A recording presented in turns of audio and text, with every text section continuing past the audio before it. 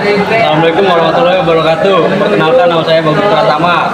Saya akan menjelaskan cara kerja pengisian. Pada saat kunci kontak on, mesin mati.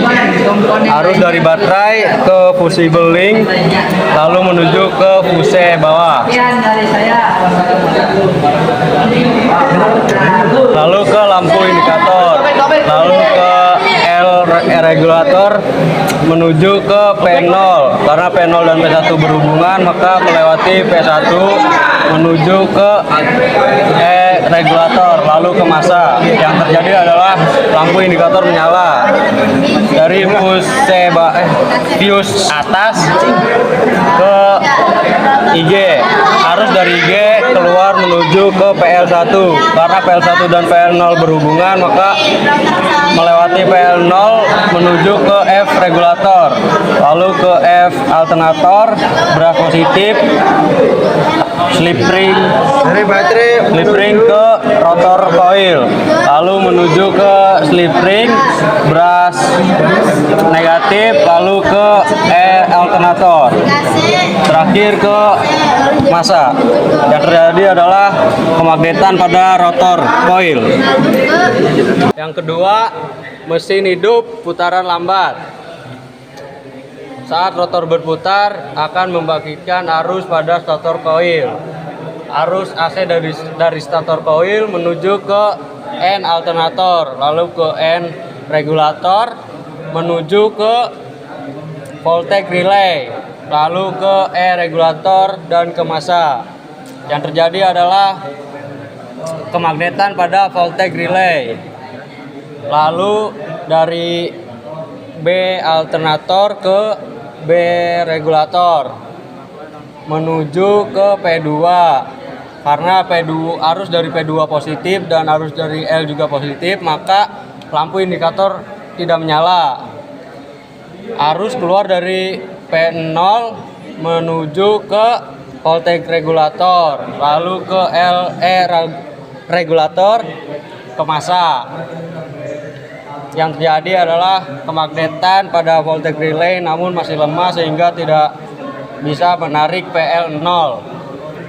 Selanjutnya dari IG menuju ke PL1. Karena PL1 dan PL0 berhubungan, maka melewati PL0 menuju ke F regulator, lalu ke F alternator, menuju ke beras positif, slip ring, ke rotor coil, lalu ke slip ring, beras negatif, E alternator, lalu ke masa. Lalu arus dari B menuju ke baterai untuk pengisian dan load ke komponen kelistrikan lainnya. Pada saat mesin hidup putaran sedang, rotor akan berputar sedikit lebih kencang dan arus yang dihasilkan stator coil akan semakin besar. Arus AC dari stator coil menuju N alternator, lalu N regulator menuju ke voltage relay, lalu ke E regulator, ke masa. Yang terjadi adalah kemagnetan pada voltage relay. Selanjutnya, arus AC dari stator coil diubah menjadi DC oleh dioda, lalu ke B alternator, keluar menuju ke B regulator, lalu ke P2.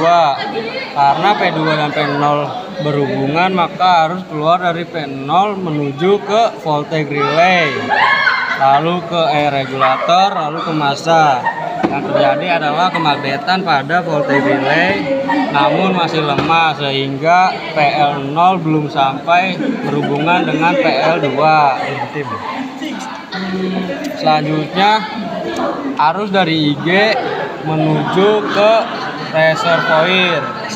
reservoir atau hambatan, lalu menuju ke F regulator, F alternator, positif beras, slip ring, lalu melewati rotor coil menuju ke slip ring, beras negatif, E alternator, ke masa. Selanjutnya arus dari B alternator menuju ke baterai untuk pengisian dan juga menuju ke load untuk ke komponen kelistrikan lainnya. Selanjutnya pada saat mesin hidup putaran tinggi, rotor akan berputar sangat kencang sehingga arus listrik yang dihasilkan oleh stator koil semakin besar.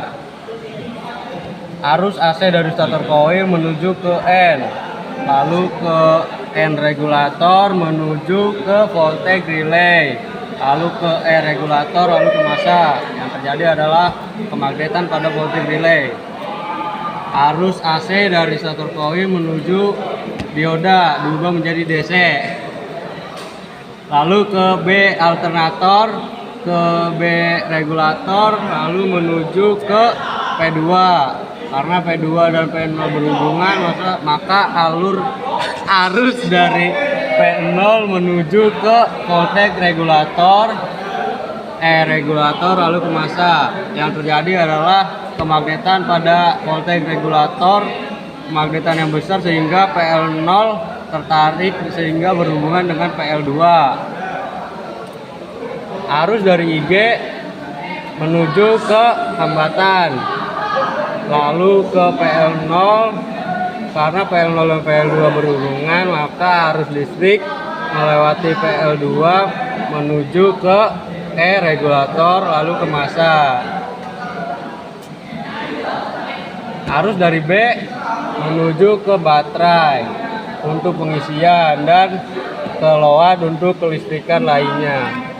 Siap mas, hari kita mas. Wis dah, Sekian dari saya. Wassalamualaikum warahmatullahi wabarakatuh.